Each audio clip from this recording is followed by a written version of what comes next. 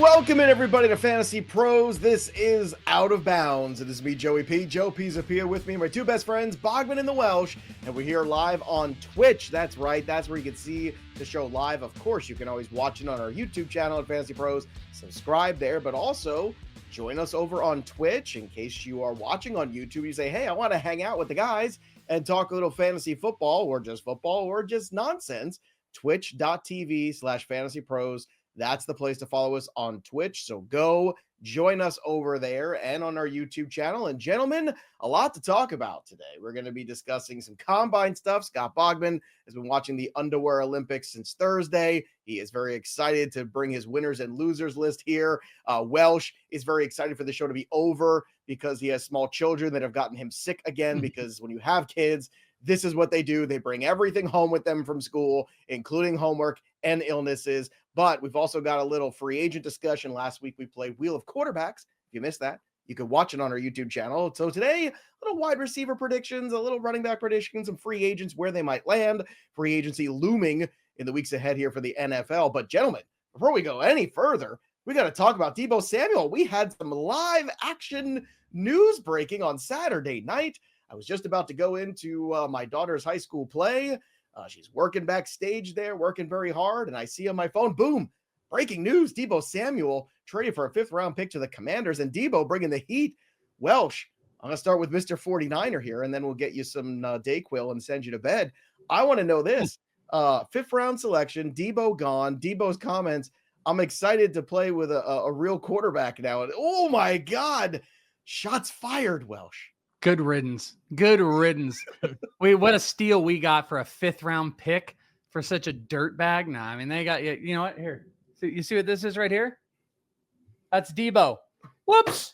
There you go. Oh, wow. Helmet was up on my thing. Whoop, now it's on the floor. Just how I think about Deebo. But yeah, he's like the classic, just dirtbag guy. Just tear everybody down the whole time. Play with a real quarterback. I mean, listen, it's an amazing situation for Jayden Daniels to have another playmaker. It's a great buy by them for outside of all my pissiness about all of it. But these guys that tear everything down on their way out, leave that to the Steelers wide receivers, not to the 49ers. I'm so utterly sick of these guys that do that. And you know what? Brandon Ayuk will probably be right behind him. Brandon Ayuk's probably pissed because he wanted to be with Jayden Daniels. But I don't know. I don't think Deebo's going to live up to 5th-round acquisition return. But I just don't know he's going to be the savior to the Guardians or anything like that. Well, first of all, I love that you Welsh is still in baseball mode. Yeah. Let's see. What's the name I can't say? What's the team? Oh, there's one. How the hell are you supposed to keep change up? Their logos and names that I'm not allowed to say it anymore? Yeah. Yeah, let's open that up. Here's a question for you. I love how also you threw shade at Bogman before the show even started there, basically, with the Steelers. Well, not Bogman, just the Steelers. This is a Steelers. I mean, he's not wrong. He's not wrong. He's not wrong. But I mean, I'm not the biggest Deebo guy. In fantasy circles, I was staying away from him last year. I was glad that I did. But now I'm kind of intrigued because he is going to be kind of a Swiss Army knife offensive weapon. This was a team that has and still has a lot of cap space left to spend. You have your Terry McLaurin locked in there. You have Jayden Daniels. So Deebo, to me, looks like not only could he be looking at a lot of volume, but also in an offense that, is pretty explosive with Jayden Daniels. This is kind of, I don't know, reigniting my curiosity for Deebo Samuel. Boggs, are you where I am? I don't want to be too dangerous here, because I feel like sometimes a guy gets a new spot, we all get really excited, and oftentimes we're let down. But man, this feels like a good landing spot for Deebo. So you gonna be fat again? That's my question. Like I'm not getting paid to be in shape. You know what I mean? So yes, I'm a total hypocrite, but is Deebo going to be fat again? That is my question, because he was fat all year last year, it seemed like, and out of condition and also banged up. So, conditioning, number one. So hopefully being on a new team will inspire him to do that. That would be great. And staying healthy is huge for him. And remember, he's had a lot of running back snaps in his career. And this is why running backs don't last in the NFL. They take more hits than anybody else. And he's still a, run after contact type of a guy. You get the ball to him in space, you let him break some tackles, and you let him go. So is that wearing on him?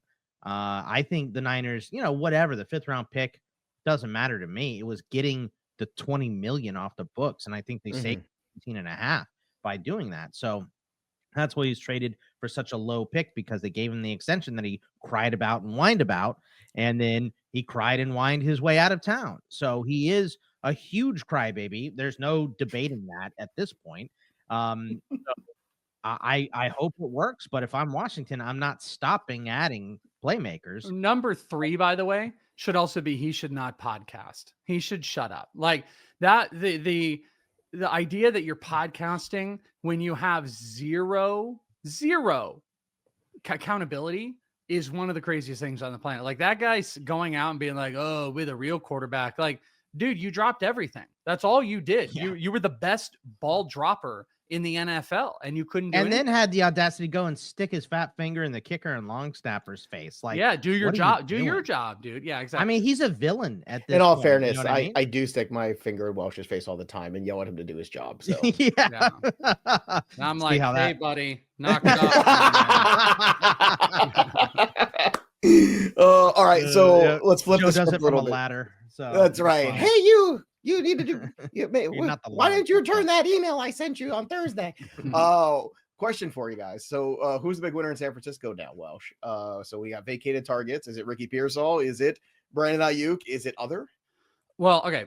So I think the guy that gets the biggest like boost to where they were, I think Ricky is the one. But I would say Juwan Jennings is the overarching. He is the number 1 on this team. Okay. Like Brandon Ayuk, probably going to miss some time, even if he's not traded. I don't know what the exact role he comes back into, but we've seen Juwan Jennings play both the Deebo and the Brandon Ayuk role.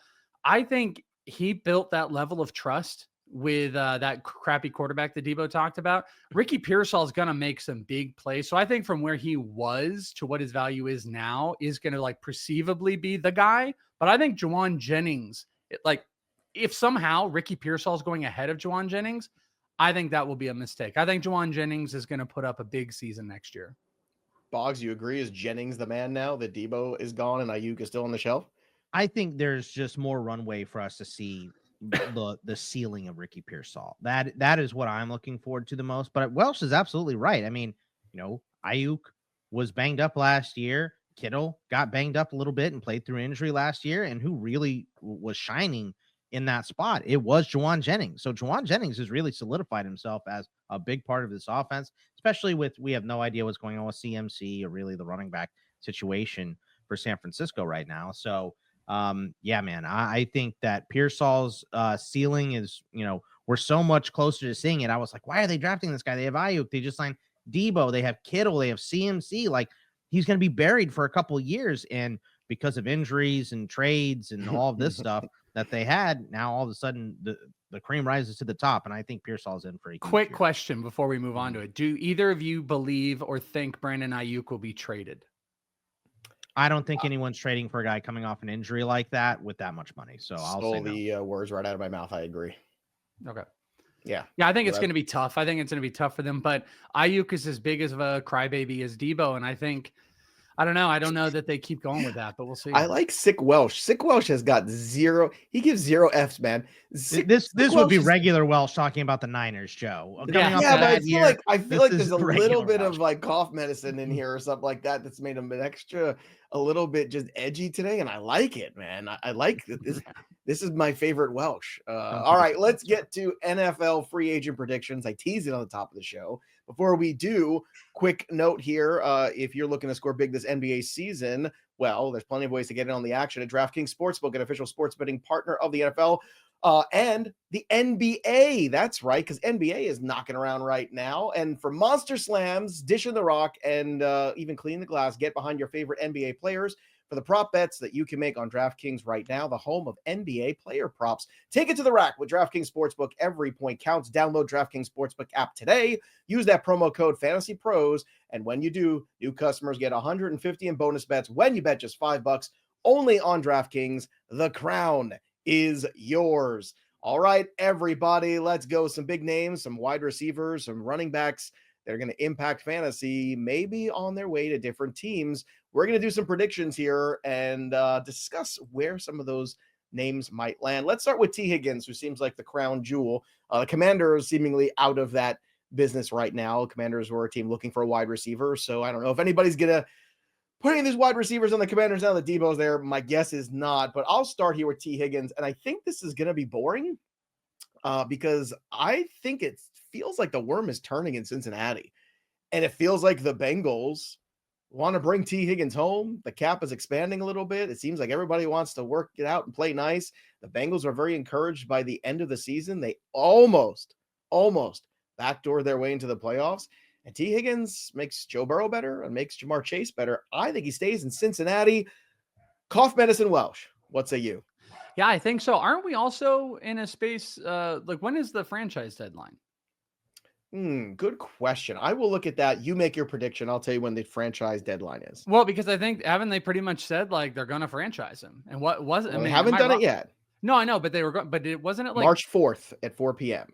That's tomorrow. But wasn't also there going to be something like Tee Higgins' mom was like tweeting out that, am I confusing players? What, like, you know, like snakes, like that they're going to do this again? Like this, it feels like the team is going to do some type of a franchise lockdown of Tee Higgins. They're going to franchise him and then try to that's work what I out thought. a deal. Yeah. Well, you never, I mean, some of these things can fall apart at the last minute. Sure. And agents can go look for more money. So Boggs, are you also thinking that it's all just boring and Cincinnati is indeed where this is trending? I mean, the whole point of the franchise tag is to be able to tag this guy while you work out a long-term deal. They talked about it all weekend during the combine, and that's exactly what the Bengals going to end up doing here. I think they're trying to work it out first so they don't have to use this franchise tag because it's so much money for a guy like Tee Higgins, but you know, the offense is what makes this team run. They had literally no defense last year and they still almost made the playoffs. So if you can run that back with an improved defense, you have a shot at not only winning this division, but making a deep run. Remember, you know, the years that Joe Burrow has been healthy was this year where he had MVP numbers and they didn't make the playoffs, Super Bowl, AFC Championship. Those are the, you know, the healthy Joe Burrow years. So you want to keep that window alive. So I think they'll be able to figure something out. But if it's not done by tomorrow, he will get franchised, in my opinion. Yeah. All right. So Chris Godwin next on our list here. I'm going to say Las Vegas. I think they could use somebody else there in that wide receiver pool. We'll see what the quarterback situation is for the Las Vegas Raiders as we get closer. Bogman, let's start with you with this one. Chris Godwin, where do you think he ends up in 2025? Yeah, it's tough because he's coming off that bad injury. He's going to still be recovering up until camp and may not be ready to go when camp comes around. We'll see where that lies. But I think, you know, on a prove-it deal, Tampa would make a lot of sense for him to go back there. But I think they like Jalen McMillan. So, and they're both kind of slot guys. And he should be cheap on kind of a prove-it deal. Let's send him to the Rams. They're getting rid of Cooper Kupp. So they need a slot guy. I think he could come in and drop in there, and he's a veteran. I think Stafford could get the ball to him. I think it's a chance for him to win as well as prove himself. And the Rams do have a decent amount of cap space still, especially if they trade Cooper Kupp. So I think that would be a good landing spot for him should they trade Kupp. Okay, so I'm guessing Vegas. Bogman says Rams. Welsh, where do you think Chris Godwin lands in 25? Yeah, I think Boggs kind of laid it out. I think on a prove it deal, you go back. I think the allure of Baker, you know, selling them back, they're still in that kind of window. McMillan also worked when they've got, you know, both guys in there. I think they want to run 3 wide receiver sets. I think it makes all the sense in the world. I don't think he's going to go. I mean, maybe he will, but I'm not sure you're going to get some huge, massive contract where if he can go back, play with his team, his guys, one more run, sign a 1 year, go back out into free agency the next year after having that healthy season. I think that might be more the play than sign at some discounted I'm injured rate. But I think everybody would want him. So I think that's the tough part is everybody would want him in their wide receiver core. Could be most teams' number ones, but I think he's going to return to Tampa Bay. Next on our list, Amari Cooper.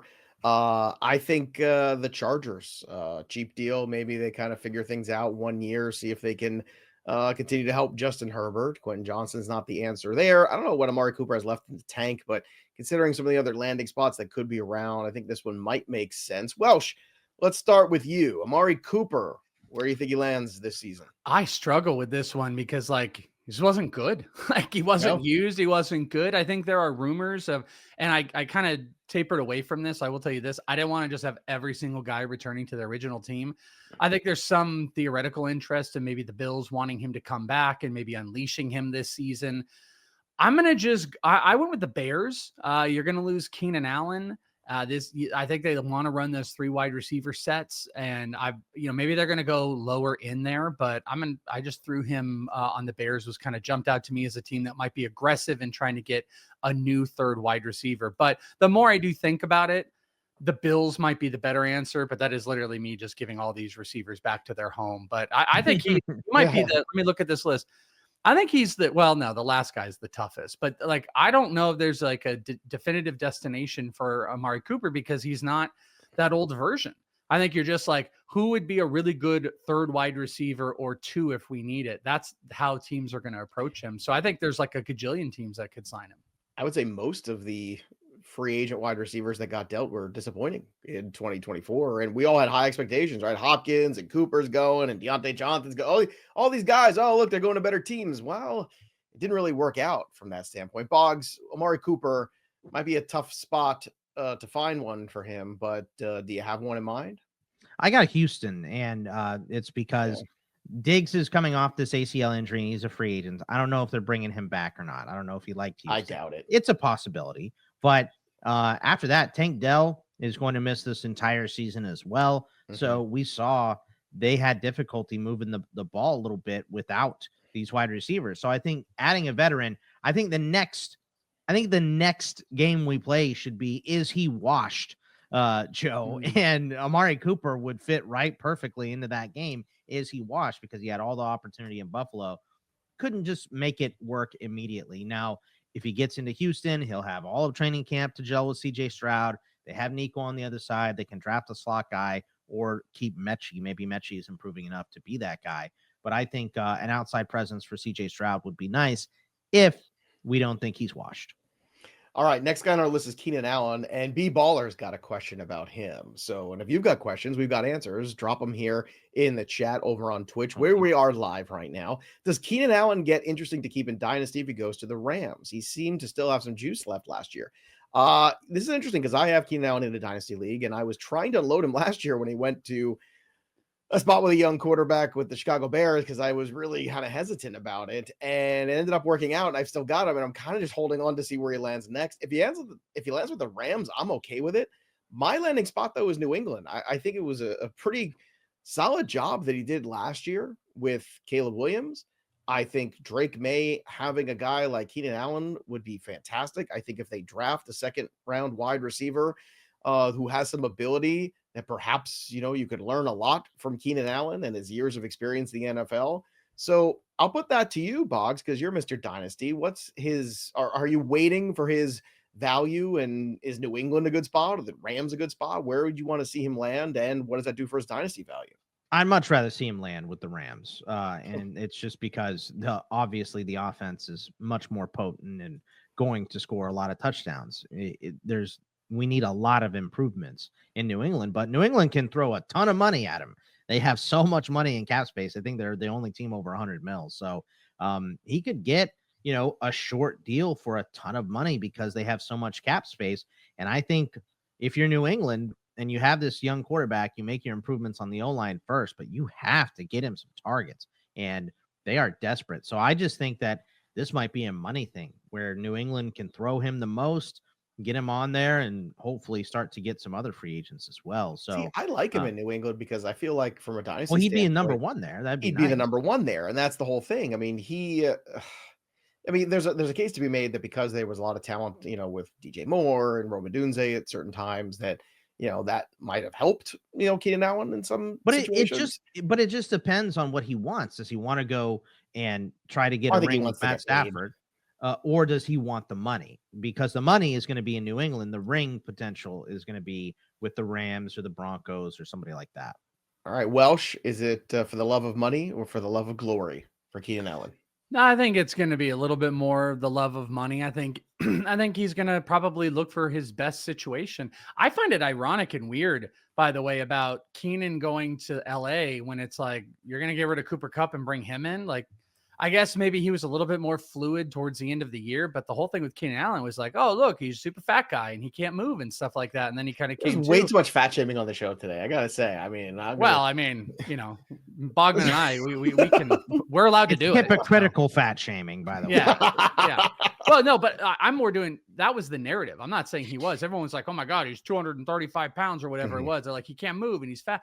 But it's like, why would they let go of Cooper Kupp and bring in just like another similar type of slot receiver? That, I guess I get it, but I also just don't understand why they make that move. I'm going to go with maybe an off-based one. Bogman, you tell me. I'm going to say the Pittsburgh Steelers. Part of your guys' problem was like, where were all your playmakers? Where were all the receivers and the playmakers? You would do really well, beneficial to have a really great short yardage slot type of guy, 10 and out, because what's the George Pickens play? 30 long and hope he catches it with one finger and toes and then, doesn't do like a gun salute. So he gets a thing. Like that's the play with George Pickens the whole time. That offense would really bode well to have some short inline guys that you can throw the ball to. And I think, Tomlin would get the respect from Allen to want to go there. I don't know what their cap space looks like, but I think you just look at that wide receiver core and it's just open for the taking for a guy like Keenan Allen to go. I would love Keenan Allen to go to Pittsburgh, but I just think you look at the quarterback situation, we have no idea who it's going to be. And I think that would keep Keenan away from Pittsburgh. Yeah, that's the only thing. Yeah. So, but I would love to have Keenan. So I hope that happens. All right, let's get to the next guy on our list here. And the final wide receiver we're going to talk about before a couple of running backs, Diontae Johnson. Things did not go well for Diontae Johnson in 2024. It was a carousel of different teams. And, it just could not get on track there for him.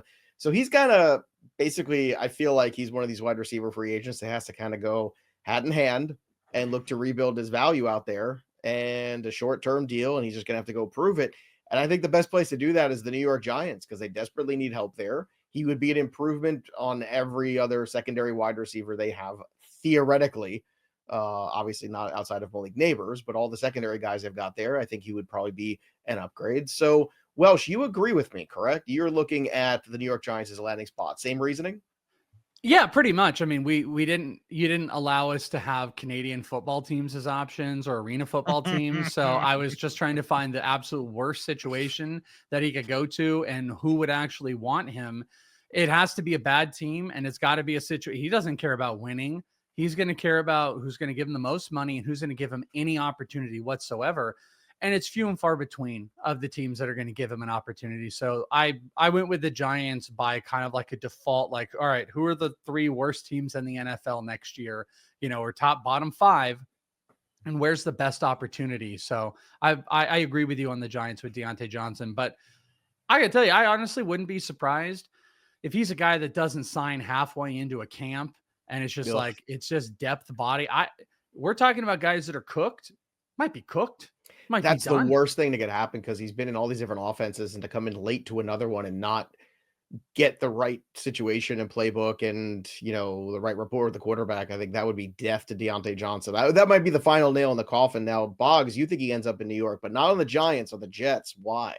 I just wanted to put him in the worst situation I possibly could because he's a scumbag. So I hate that guy. I love that about he's the worst locker room person in the league. Maybe like he is definitely bottom 5. So can we get a poll on this show?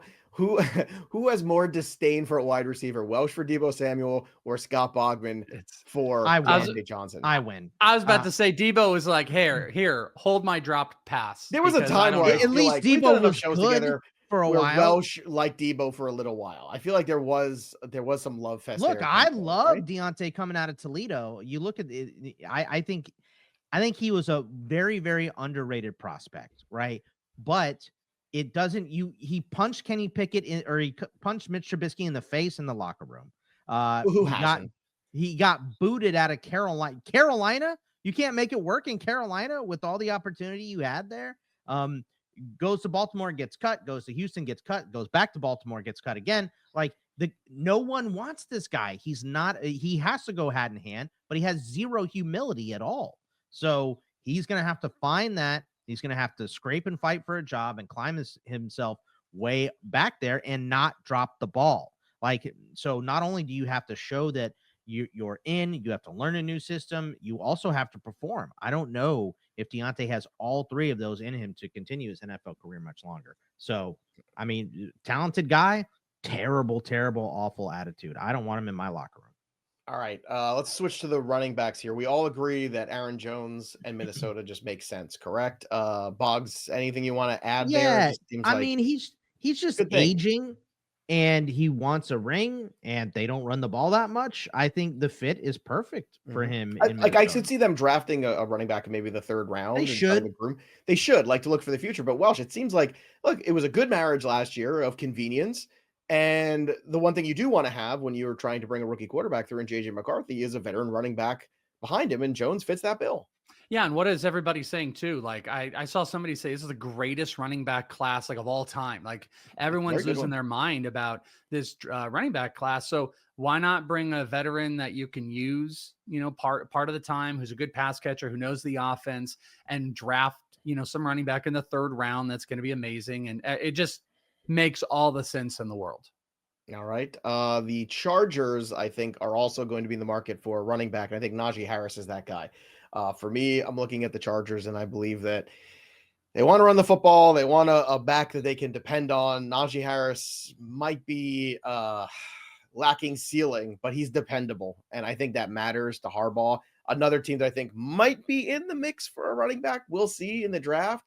But regardless, I could see them going with Harris anyway. And one of you agrees with me, and it's the Welsh. Welsh, why do you think the Los Angeles Chargers is the landing spot for Najee Harris? Yeah, no, I think you laid that out really well. I think also he's going to just be looking for primary carries. This is going to be a run-heavy team. I think Harbaugh is going to be able to sell it. I think it just makes a lot of sense. It was one of the first couple teams that popped in my mind because he's not going back to Pittsburgh. So, where would you go? And the Chargers absolutely make a ton of sense for me. So I think they might avoid the draft, to be honest with you. And then they go and just pick up a guy like Najee. What is a free agent situation? What's the situation on Dobbins?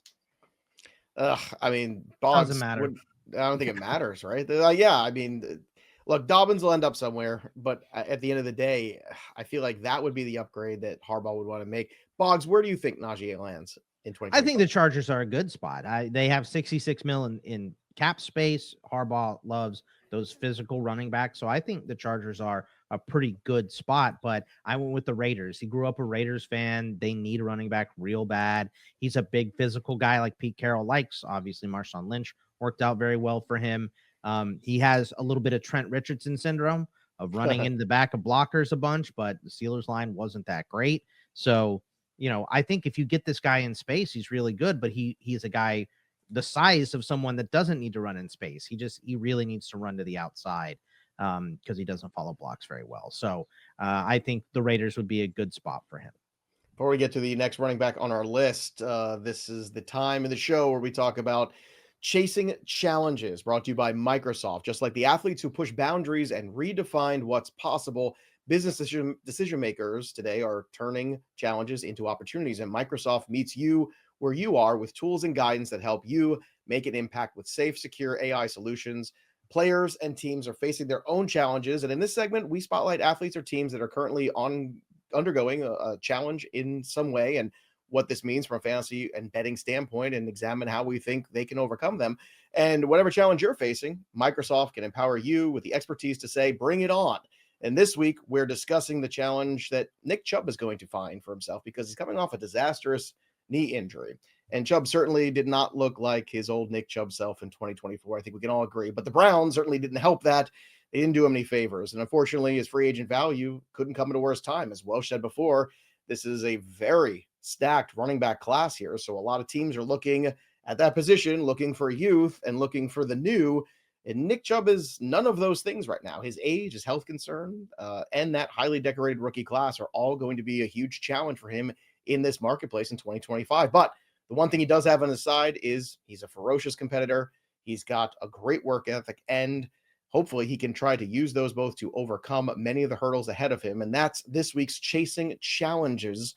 Remember, Microsoft's AI solutions empower you to take bold steps and make informed decisions, sparking new ideas to help drive your business forward. With Microsoft as your trusted partner, you can navigate your journey with confidence, finding innovative solutions and reaching new possibilities. Visit Microsoft.com/challengers to learn more. I've got a landing spot here potentially for him. Why not the Denver Broncos taking a shot on Nick Chubb to see what's left in the tank? I don't know. Veteran coach, maybe some respect there, maybe a little bit more time off, maybe distant from the injury. Boggs, Nick Chubb, where does he land? How about Pittsburgh? I think he'd be a great counter to Jaylen Warren, right? Jaylen Warren is the speed guy, but not a guy that should be handling 20-plus touches a game. So give him a breather. That way Nick Chubb doesn't have to carry the entire workload. He has to come in for 10 to 15 touches, something like that. I think it will fit perfectly. And it's a huge middle finger to Cleveland. So yeah. I would love that. That's my favorite landing spot. The motivation to stay in division and stick it up your old team's rear end. Welsh, you feeling this? Yeah, no, I'm 100% with Boggs on this. This is a team that needs a power runner that they can comfortably get 10 to 12 on. That is Nick Chubb. I also think the in-division stuff can never just be a complete afterthought. I mean, Aaron Jones, we just talked about, you go from Green Bay to Minnesota. I think in-division's in play. I think Pittsburgh would want it. I'm not sure that they're going to be, you got other needs. So I'm not sure running back is going to be something they're going to be invested in when you've got Warren. And I think Chubb is just looking for opportunity. I don't think anybody is going to pick up Chubb for 20 plus carries. I don't think he thinks he can do that. So I think the Pittsburgh marriage is like perfect. I think it is a perfect spot. Speaking of the young RBs, Stink wants to know, Andrew Erickson thinks my Saints will draft Jeanty. Do you guys agree? Boggs, where do you think Jeanty lands? I mean, he can go anywhere in the top like 15. If he falls past that, I'd be absolutely shocked. So I think I'd be pretty surprised if he fell outside the top 10.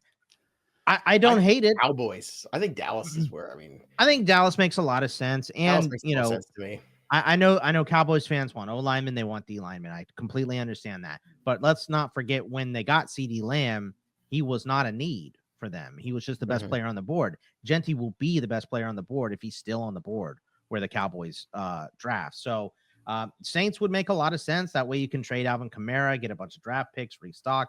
But I mean, there's a reason why New Orleans was the last team to find a coach. They have cap space issues. They have contract issues. They have quarterback issues. They have a lot of aging players on this roster. It's a disaster. So getting Jeanty would not be nice to be able to hit the reset button and go, okay, well, whatever quarterback we have here, we know Jeanty's going to get the ball 25 times a game. So breaking news. I don't hate it. 56 seconds ago from Adam Schefter, Bengals placed the $26.2 million franchise tag on Tee Higgins. So there you go. Yep. Breaking news right now. There you go. B-Baller on it. Sent me to the Twitter machine to confirm. Not that I don't trust B-Baller to break NFL news. That's our breaker. B-Baller. I know. Our breaking news guy. He's going to get in a fight at Starbucks with some other. So there you go. I mean, look, this is great for Tee Higgins. It's great for Jamar Chase. Great for Joe Burrow. Great for the Bengals. It's great for everyone except the Patriots and me because I wanted Tee Higgins. And well, it's not great for T. T wants all that money. He wants $26 million ain't enough for 1 year for him. I was gonna say 1 year. These guys, no, they want. Here's the thing, though, Welsh. The 150 or whatever. If they go to the Super Bowl or if they make a deep run in the playoffs and he has a great season, he'll be out there next year on the market. He'll cash in on it. You know, I think there's a bigger year to be had from Tee Higgins. Jeanty, landing spot, real quick, Welsh. Where would you go for Jeanty? I'm going Dallas. Bogman is where would you say you were going again? I mean, just early. It doesn't matter to me. He's just going early. But that's no fun. Early isn't fun. Give me a team. I mean, I think Dallas is a great spot too, but I could see him. I could see him going to the Jets, or I'm sorry, the Raiders early if they want. I could see him going to Jacksonville. Wouldn't surprise me. Chicago. You know what? Let's give him to Chicago. Let's do that. That's where I was going to go. Ooh, I think the Bears are a good spot. I think Dallas and the Bears are both the spot that I would look at. There was a report coming out that wasn't it Keldon Johnson that some had him as the number one even over Jeanty, that there's not like a unanimous. That's fake. That's fake news. That's Caleb Johnson. You mean? Over Caleb Johnson. Yeah, no one's over Caleb. or no one's over Jeanty at all. I saw it was just a couple in ownership that had them higher on the board. Again, it might just be like you're saying, subterfuge of people just lying and stuff like that. But he's not Jeanty. Yeah, that's what I thought I saw. But yeah, I think the Cowboys and the Bears are the two like that. I'm not sure that would be in the Saints game plan. When you have Kamara as well. I don't. I mean, listen, I honestly, I could see Jeanty going anywhere in that top space. And, it shocked us when Bijan went so high. It shocked us when Gibbs went so high after him. This is one of those guys. I wouldn't be surprised if Jacksonville said, we're going to take him. He's going to be a big focal point of our offense, and we're going to give Trevor Lawrence all the help he needs at that position. So they have so many other needs. It doesn't really make sense, but this is a offense altering type of player. I could also see somebody trading up for him. So I want in the world. How about the team between the Bears and the Cowboys? How about the San Francisco 49ers with the 11th pick, take Ashton Jeanty? What do you do? Take CMC out to the barn and shoot him? Like, what do you do at that point? Take him out to Germany when he's doing the blood transfusion and shoot him. That's what you do. Jeez. Set yourself up. Let's get to the combine winners and losers from this past weekend. Scott Bogman, I know the biggest winner on your list is a wide receiver that's probably my favorite in this class personally. And I've been annoying Derek Brown about him since January. And I said, well, when you get to see him in person, you'll see what I'm talking about. It's Matthew Golden. So let's start with with our Texas guy here, and then give me two other guys that you were impressed with their combine this past weekend. How about the Texas speed, boys? I mean, Worthy last year broke the record, and the best 40 time this year among wide receivers, also Matthew Golden. But Golden, the transfer from Houston, wasn't really sure. Okay, he transfers, he should get a starting gig. He's got a lot of experience, but Texas brought in a lot of, they brought in Bond from Alabama, a lot of 5-star recruits as well. He won the job. He started every single game and then was amazing in the playoff, and he's having a huge combine. This is bumping him from a day 3 player probably in November to a possible day 1 player right now. So I think it's hard to debate that Matthew Golden has moved his stock more than probably any other wide receiver in this process. Yeah, I agree 1,000% with you. The playoff was amazing. The Arizona game, that was the big one where I was just like, all right, I'm sold. Like, I'd seen him have some great moments in the regular season, but that game specifically and some of the touchdowns he scored in it were just incredible moments. All right, give me two more names that you were impressive to you this past weekend. Let's go with the running back, Bhayshul Tuten from Virginia Tech. North Carolina A&T guy, Emory Hunt loves this guy. I love this guy too, by the way. I love Tuten. Fastest 40 times since 2016 among running backs. So 4.3, I think it was a 4.3. So just incredible speed, nice burst. The guy has some good leverage as well. A little bit of fumbling issues in college, couple injuries, stuff like that. So probably a day 2 guy, but he has bumped him. This class, it's a glob of running backs. We talked about this is one of the better running back classes we've ever seen. So to be able to move yourself up in this group is huge. Maybe propelled himself to day 2 with that 40. And just he's going to be, you give him a sliver of daylight, he is gone. He is super, super fast.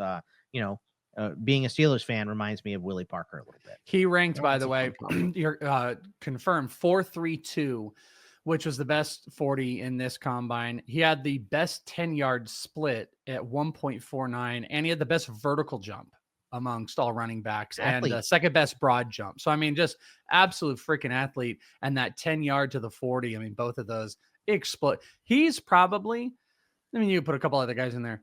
He's one of the reasons why guys like Nick Chubb are not going to get big deals, why these running backs are going to have to go in and have these complementary roles, because if you're talking a day 2 pick for a guy like this, by the way, he's like 215, like 5'11", 215 back running like that, the type of athlete, like teams are going to want to put a heavy investment as they can in a back like this. And it's going to push these veteran running backs just to the side.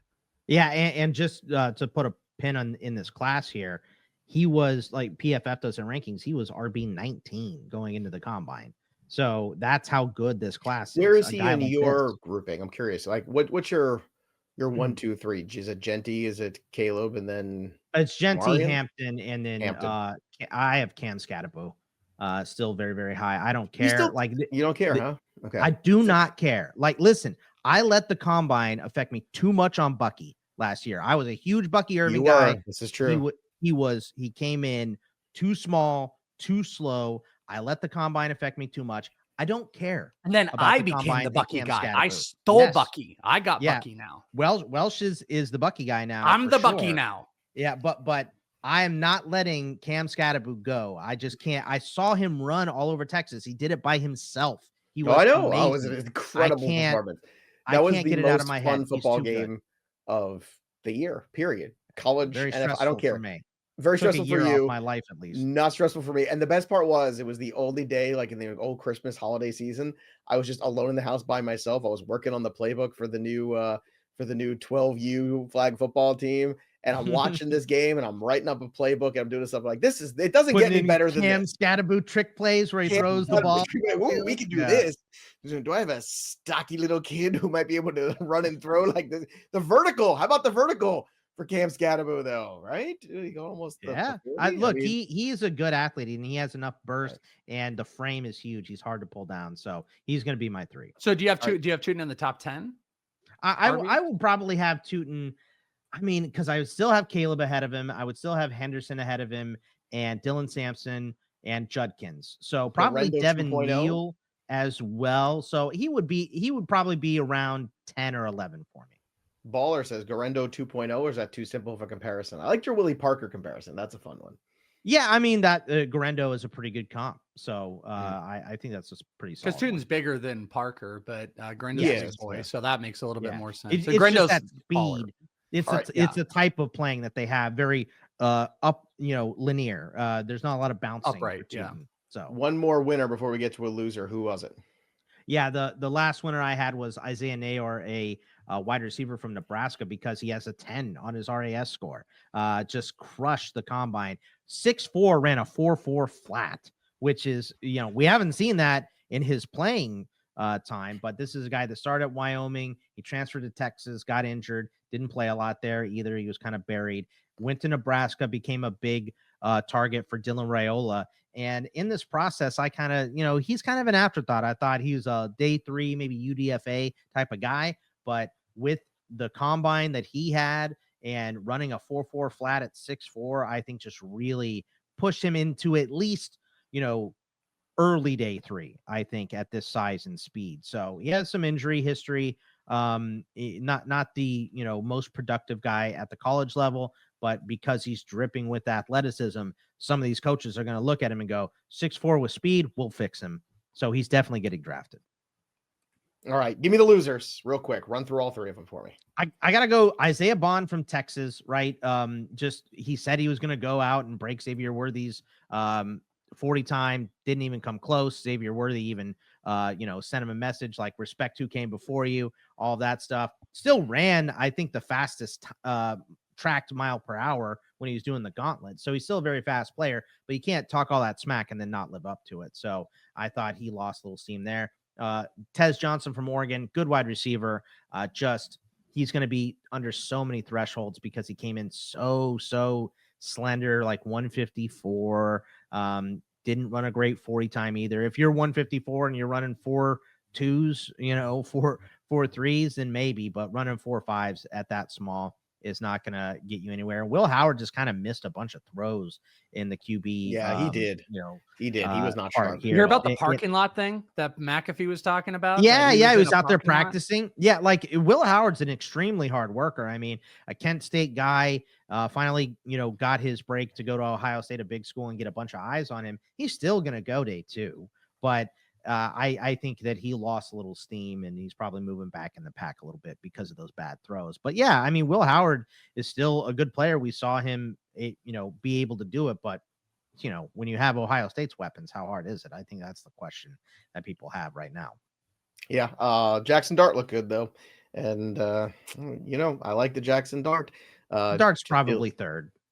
I think. Oh, I think he's definitely 3rd on the list right now of quarterbacks. And it would not surprise me if he ended up if he lands in a better spot, right? Because he goes later to an organization that might be better. If he ends up being more useful in fantasy sooner than later than some of the other guys, it would not be shocking at all.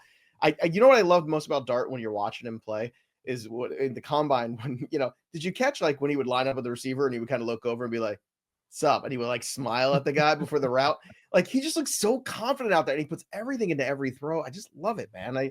I compared him to Jeff Garcia. That was my comp for him.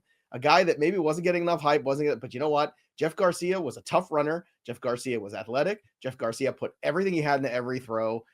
Welsh probably didn't like him because he was a 49er. I love Jeff Garcia. Did you love Jeff Garcia? Yeah, we found I did. 49er that Welsh was a madman on Madden with Jeff Garcia. I'm sure around. But I feel like that's what Jaxson Dart could be. And there were not a lot of NFL. He's got a little Baker Mayfield in him for sure. He's a very, very emotional player. By the way, Joey, how about when it's good and when it's bad? All of our coverage, and we couldn't get you to the combine. Like, how sad. Like, we got Deebo, we got Erickson. They just didn't approve. They're just like, rub it in. Why don't you give me a paper cut and pour lemon juice on it? It's just they kept going live. I kept tuning into their lives, and we missed it. It was a conspiracy against Joe, I think. Too many bald heads. Hopefully I'll be there next year. I guess it was a bald quota. So we applied for 3 passes. We got 2.